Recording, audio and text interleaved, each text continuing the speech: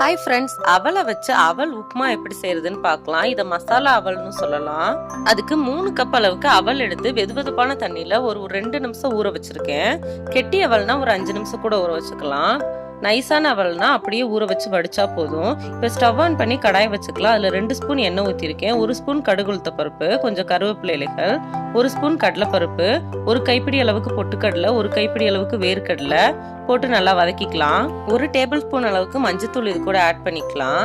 ஒரு பெரிய வெங்காயத்தை பொடிசா கட் பண்ணி இது கூட ஆட் பண்ணிக்கலாம்.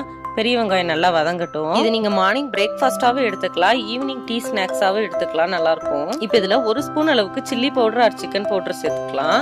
உப்பு தேவையான அளவு ஆட் பண்ணிக்கலாம். எல்லா பக்கமும் நம்மளா மிக்ஸ் பண்ணிட்டு நம்ம வடிச்ச அவலை இது கூட சேர்த்து மிக்ஸ் பண்ணிக்கலாம். ஒரு 2ல இருந்து 3 நிமிஷம் இது மீடியம் ஃப்ளேம்ல நல்லா வதக்கி எடுத்துக்கலாம். இப்போ அவல் உப்புமா ரெடி ஆயிடுச்சு. ஸ்டவ் ஆஃப் பண்ணிட்டு சர்வ் பண்ணலாம். தேங்க்யூ ஃபார் வாட்சிங்.